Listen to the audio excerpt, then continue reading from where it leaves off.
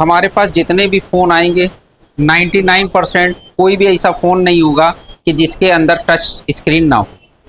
सभी फ़ोनों के अंदर आज के टाइम पे जितने भी फ़ोन हो रहे हैं सबके अंदर टच का फंक्शन है। अब अगर टच का फंक्शन है तो जैसे हम लोग डिस्प्ले के अंदर देख रहे थे कि डिस्प्ले के अंदर डेटा की लाइन और लाइट की लाइन, मतलब ग्राफिक्स की और लाइट की लाइनें थी, उसी तरीके से हमारे फ़ोन के अंदर हर किसी के अंदर टच की लाइनें भी होंगी। अब अगर टच की लाइनें हैं तो हमारी कंडीशन दो हो सकती हैं, या तो फ़ोन के अंदर डिस्प्ले का कनेक्टर अलग हो जाएगा और टच का कनेक्टर, या तो ये होगा कि टच और डिस्प्ले का कनेक्टर दोनों एक ही होगा। तो मदरबोर्ड के ऊपर आपको एक ही कनेक्टर दिखाई पड़ेगा, जो डिस्प्ले कनेक्टर होगा उसी के ऊपर टच की लाइनें भी आएंगी। ठीक। अब अगर हम फॉर एग्जाम्पल के लिए इसका सर्किट समझने के लिए या इसका लॉजिक अगर समझना है तो हमें एग्जाम्पल के लिए रेफरेंस के तौर पे दो चार मॉडलों को देखना पड़ेगा। अभी सपोज जैसे हम लोगों ने यहाँ पर एक मॉडल खोला, इसके अंदर ये जो ये कनेक्टर है ये हमारा टच का कनेक्टर है। कहने का मतलब ये है कि जो टच आकर वो यहाँ पर कनेक्ट होगा। अब जब टच इसके ऊपर आकर कनेक्ट होगा तो हमारा जो मोबाइल है, जो उसका टच है, टच के ऊपर एक कंपनी ने टच आईसी लगा के रखी हुई है। तो जो आईसी है वो कहाँ लगी होगी? टच की, टच के पत्ते के ऊपर। अब क्या होगा कि जो टच के पत्ते के ऊपर आपकी आईसी लगी हुई है उसके अंदर ये होगा कि जो आपका टच का पत्ता है, टच के अंदर हमारी क्या है कि टोटल हॉरिजेंटल और वर्टिकल्स लाइन होंगी, वो सारी लाइनें जाकर उस आईसी से कनेक्ट हो जाएंगी। अब वो सारी आईसी उस इंफॉर्मेशन को, मतलब हमें क्या है कि डेटा और क्लॉक के फॉर्म में आगे फॉरवर्ड कर देगी। तो मतलब टच पे हमने क्या काम किया, उसको रीड करने के लिए एक आईसी लगी होगी, वो टच के पत्ते के ऊपर लगी हुई होगी। ठीक। अब उस आईसी पे, क्योंकि अगर हम टच की सारी लाइनें, टच जो हमने हॉरिजेंटल और वर्टिकल जो रो और कॉलम बना रखे हैं, अगर हमें वो सारी लाइनें सीपीयू तक ले जानी पड़ती तो सीपीयू तक बहुत सारी लाइनें हो जाती। मान के चलिए 30-40 लाइनें हो जाती। अभी हमने क्या किया कि वो 30-40 लाइनें ना ले जाकर वो सारी लाइनों को एक आईसी के ऊपर ले जाकर दे दिया। अब वो आईसी क्या करेगी, वहां से सारी इंफॉर्मेशन रीड करके दो लाइनों से अपना डेटा कम्युनिकेट कर लेगी। बात समझ में आए? ठीक। अब होगा क्या, वहां से जो हमारा टच है, यानी वो जो टच की आईसी लगी हुई है, जो उससे डेटा आएगा वो हमारा इस कनेक्टर के ऊपर आएगा। अब बात ये आती है कि अगर हमारी कोई भी आईसी हो, चाहे वो टच की आईसी हो, लाइट की आईसी हो, डिस्प्ले की किसी भी सेक्शन की आईसी हो, तो हर एक आईसी को काम करने के लिए वोल्टेज चाहिए। इसका मतलब जो टच के ऊपर आईसी लगी होगी उसको भी काम करने के लिए वोल्टेज चाहिए होगा और ग्राउंड तो चाहिए ही होगा। तो अगर हम इसके अंदर देखें तो यहाँ पर कनेक्टर में 1 2 3 4 5 टोटल 10 पिनें हैं हमारी। ठीक है। अगर इन 10 पिनों को हम देखें तो यहाँ पर ये पिने, ये पिने, ये पिने, ये इतनी पिनें हो गई ग्राउंड, यानी टोटल हमारी 1 2 3 4। ठीक। 3 पिन ये हो गई, 2 पिनें इधर हो गई, टोटल 5 पिनें हो गई ग्राउंड। अब बची हमारी 5 पिनें।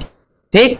अब 5 पिन में क्या होगा कि ये जो हमारा टच है इसको काम करने के लिए वोल्टेज चाहिए। तो वोल्टेज का मतलब ये है कि यहां पर अगर आप देखें तो we regulator L8 to P8 क्या है? L8 यानी पावर आईसी से, जो हमारी पीएम आईसी से है, वहां से जो L8 L10 वाली लाइन है वहां से 2.8 वोल्ट निकलेगा जो इस कनेक्टर के ऊपर आएगा। तो अगर आपने जैसे मदरबोर्ड को ऑन किया, ऑन करने पर जब आप चेक करेंगे तो कनेक्टर की 4 नंबर पिन के ऊपर 2.8 वोल्ट आना चाहिए, ये मिस नहीं होना चाहिए, या किसी कारणवश इस पिन के ऊपर कार्बन या जंग वगैरह नहीं लगा होना चाहिए। कुल मिला के ये वोल्टेज हमारे मिसिंग नहीं होने चाहिए और यहाँ पर ये वोल्टेज आने चाहिए। तो इस पिन के ऊपर अगर हम चेक करेंगे 4 नंबर पिन पे तो 2.8 वोल्ट मिलने चाहिए। अब बात यह है कि जो हमारी टच आईसी है उसको काम करने के लिए वोल्टेज मिल गया और साथ में इतने सारे ग्राउंड तो हैं, तो ये ग्राउंड भी उसको मिल रहे होंगे। अब दूसरी बात क्या आएगी कि टच को वोल्टेज मिल गया, ग्राउंड मिल गया। अब हमारी चूंकि टच की आईसी है तो उस आईसी को ही वोल्टेज और ग्राउंड मिला है। अब वो आईसी क्या करेगी? काम करेगी, और काम करने के बाद जो भी हमने टच के ऊपर जो मूवमेंट किया है उस मूवमेंट को वो रीड करके आगे फॉरवर्ड करेगी इस कनेक्टर के थ्रू। अब इस आईसी से हमारी दो चीजें निकलेंगी, एक क्या है SCL और दूसरा हमारा SDA। SCL मतलब सीरियल क्लॉक और SDA मतलब सीरियल डेटा। तो जहां पर भी आपको ये SCL और SDA मिलता है, इस लाइन के ऊपर कंपनियां क्या करती हैं, 2.8 वोल्ट का पुलअप लगा देती हैं। सॉरी 1.8 या 2.8। मोबाइल लाइन में 90% केस में आपको इस लाइन के ऊपर 2.2 किलो ओम का रेजिस्टेंस लगा होगा। कितना लगा होगा? 2.2 किलो ओम का, मतलब 2.2 किलो ओम का कंपनी रेजिस्टेंस लगाएगी और रेजिस्टेंस के ऊपरी सिरे के ऊपर या तो 1.8 या 2.8। जितने आज के टाइम के सेट आ रहे हैं 90% सेटों में 1.8 वोल्ट का पुलअप दिया जाता है। पहले के जो सेट थे हमारे उनमें 2.8 वोल्ट का दिया गया था। तो 10% केस में आपको 2.8 वोल्ट का पुलअप मिलेगा और 90% केस में 1.8 वोल्ट का पुलअप मिलेगा। और जो कंपनी रेजिस्टेंस यूज करेगी वो कितना, 2.2 किलो ओम का। तो इस लाइन के ऊपर भी 2.2 किलो ओम का रेजिस्टेंस लगा के वोल्टेज दिया जाएगा और इस लाइन के ऊपर भी 2.2 किलो ओम का रेजिस्टेंस लगाकर दिया जाएगा। तो आपका जो इस लाइन के ऊपर जो पुलअप रेजिस्टेंस लगे होंगे, उन रेजिस्टेंस का लगा होना जरूरी है या नहीं है? क्योंकि अगर वो रेजिस्टेंस हट जाएगा तो एक तरीके जब पुलअप रेजिस्टेंस हट गया तो पुलअप वोल्टेज भी इस लाइन को नहीं मिल पाएंगे। अब वो जो वोल्टेज होंगे वो भी कहां से आ रहे होंगे? पावर आईसी से आ रहे होंगे, हमारी पीएम से। तो मतलब पावर आईसी का भी ओके होना जरूरी है, या पावर आईसी की जिस पिन से भी वो वोल्टेज आ रहे हैं। मान के चलिए 1.8 वोल्ट है, अगर 1.8 वोल्ट L5 लाइन से आ रहे हैं तो L5 लाइन हमारी ओके होनी चाहिए। भले पावर आईसी की अदर लाइनें ओके हो, और अगर वो लाइन ओके नहीं है तो इसको हमारा पुलअप वोल्टेज नहीं मिलेगा। तो SD और SCL को तो पुलअप वोल्टेज मिल जाएगा, 2.8 वोल्ट आईसी को काम करने के लिए मिल गया। इसके साथ में यहाँ पर टच के ऊपर जो हमारी आईसी लगी होगी उसको क्या चाहिए होगा, एक रीसेट सिग्नल चाहिए होगा। क्या चाहिए होगा? तो ये यहाँ पर एक रीसेट की भी लाइन हो जाएगी। ठीक, साथ में क्या होगा, यहाँ पर एक लाइन है इंटरप्ट की।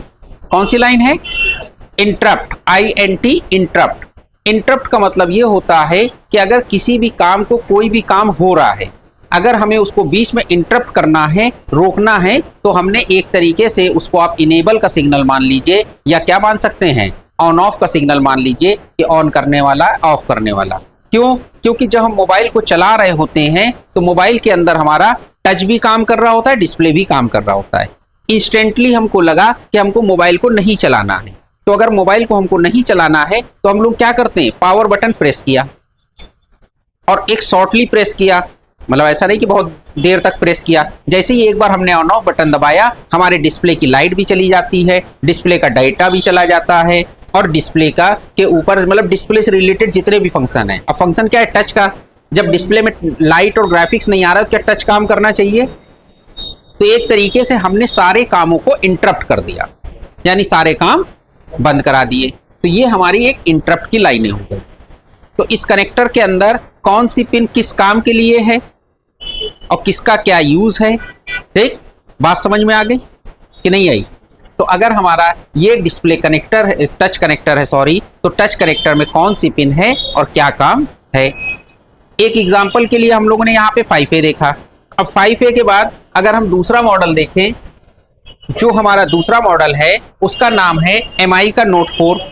ये भी हमारा पुराना मॉडल था, ये भी चलता था।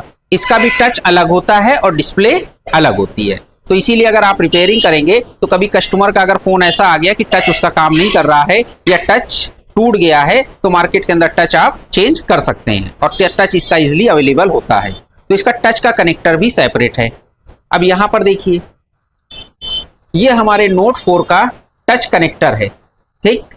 अब यहाँ पर देखिए, जितनी चीजें हम लोगों ने पिछले मॉडल में देखी, तो पिछले मॉडल में हमने क्या देखी कि हमारा एक टच का कनेक्टर होगा, उसके ऊपर टच आके लगेगा। अब टच के ऊपर हमारी क्या लगी है, आईसी, तो उस आईसी को काम करने के लिए क्या चाहिए, वोल्टेज। तो यहाँ पर अगर आप देखें तो यहाँ पर आपको पिन नंबर दिखाई पड़ रही होंगी, 1 2 3 4 5 6 7 8 9 10 पिनें दिख रही। पिछले कनेक्टर में भी 10 पिनें थी, बस उसमें यह था कि 5 पिनें इधर दिखाई थी, 5 पिनें इन्होंने एक ही साइड में 10 पिनें दिखा दी, ठीक। अब इधर देखिए, 1 नंबर पिन आपकी क्या है, ग्राउंड है। यहां पर 10 नंबर पिन आपकी क्या है, ग्राउंड है। अब अगर हम बात करें कि यहां पर जो Note 4 के अंदर आईसी लगी है उसको काम करने के लिए कौन से वोल्टेज दिए गए होंगे। तो यहां पर अगर आप देखें तो यहां पर लिखा है VDD 3.3 वोल्ट। क्या लिखा हुआ है? इसका मतलब इसके टच कनेक्टर की 9 नंबर पिन के ऊपर आपको 3.3 वोल्ट देखने को मिलेगा। ठीक। दूसरी बात, यहां पर आप एक चीज और देखिए, ये लिखा हुआ है IO VDD 1.8 वोल्ट। क्या लिखा हुआ है? तो यहां पर इस पिन के ऊपर 2 नंबर पिन के ऊपर आपको 1.8 वोल्ट मिलेगा। उसके बाद अगर आप यहां पर 3 नंबर पिन देखें तो 3 नंबर पिन के अंदर आपको एक दिख रहा होगा ID पिन। क्या दिख रहा है? लेकिन उसके साथ में कंपनी ने लिख दिया NC, नॉट कनेक्टेड। ठीक। अब उसके बाद इस फोन के अंदर भी SDA और SCL होगा। क्या होगा? तो SDA और SCL जैसे हम लोग ने अभी बात करी थी कि या तो 1.8 या 2.8 वोल्ट दिए जाएंगे, तो इसके अंदर क्या दिया गया होगा? 1.8 वोल्ट। तो इसलिए कंपनी ने यहां पर देखिए 1.8 वोल्ट मेंशन कर दिया। तो इस पे भी जो 1.8 वोल्ट आ रहे होंगे वो 2.2 किलो ओम की रेजिस्टेंस लगा के यहां पर 1.8 वोल्ट आ रहे होंगे। ठीक। उसके बाद में ये ऊपर वाली जो 8 नंबर पिन है इस पर भी NC लिखा हुआ है। इसके अंदर रीसेट वाली पिन है, पिछले मॉडल में भी थी, इसमें भी रीसेट वाली पिन है। ठीक। अब यहां पर जो हमारी पिने हैं ये सारी पिने आ गई। अब यहां पर देखिए जो हम लोग बात कर रहे थे कि यहां पर एक पिन ये है इंटरप्ट की और एक पिन है रीसेट की। कौन सी पिन है? रीसेट की। अभी देखिए यहां पे INT लिखा हुआ है। INT मतलब इंटरप्ट, पिछले मॉडल में भी थी। और रीसेट मतलब ये रीसेट की पिन है। इस पिन के ऊपर भी 1.8 वोल्ट आ रहे हैं। कितना आ रहा है? 1.8 वोल्ट। लेकिन ये जो 1.8 वोल्ट आ रहा है यहां पर रेजिस्टेंस कितने किलो ओम का लगाया है? 100 किलो ओम का। बात समझ में आई? तो इसका मतलब यहां पर अगर बाय द वे किसी रीजन से ये रेजिस्टेंस हट गया, R1703, कौन सा रेजिस्टेंस? अगर R1703 हट गया तो इंटरप्ट वाली लाइन के ऊपर ये वोल्टेज पहुंचेंगे? नहीं पहुंचेंगे। अगर R1704 हट गया तो रीसेट वाली लाइन पे वोल्टेज पहुंचेंगे। तो इसका मतलब जब हम रिपेयरिंग करेंगे तो अगर हमें जिस लाइन पे जिसको हम चेक कर रहे हैं या जिस पर हमको डायोड रीडिंग नहीं मिल रही है तो उस लाइन पे हमको ये देखना पड़ेगा कि ये रेजिस्टेंस लगा है या नहीं लगा, क्योंकि यहां पर वोल्टेज भी आना चाहिए और साथ में ये रेजिस्टेंस भी लगे हुए होने चाहिए। तो ये 2 मॉडल ऐसे थे हमारे कि जिसमें टच और डिस्प्ले के कनेक्टर दोनों अलग अलग थे। अभी तीसरा मॉडल भी एक हम लोग ने एग्जांपल के लिए लिया है। इसके अंदर क्या है कि टच और डिस्प्ले का कनेक्टर अलग अलग नहीं है, इसके अंदर टच और डिस्प्ले का कनेक्टर एक ही है। अब ये देखिए यहां पर ये जो हमारा कनेक्टर है ये हमारा डिस्प्ले का कनेक्टर है। इसका मतलब ये है कि इसके अंदर जो हमारी डिस्प्ले की मीपी लाइनें हैं वो तो होंगी, साथ में इसके अंदर लाइट की भी लाइनें होंगी और कुछ पिने ऐसी होंगी जो टच के लिए रिस्पॉन्सिबल होंगी कि अगर वो पिने डैमेज हो गई तो डिस्प्ले तो आएगी, लाइट तो आएगी, लेकिन टच काम नहीं करेगा। अब हमको ये मालूम होना चाहिए कि इसमें से हमारी डिस्प्ले की लाइन कौन सी है और टच की लाइन कौन सी है। अब इसको देखने के लिए हमें सारी पिनों को देखना पड़ेगा।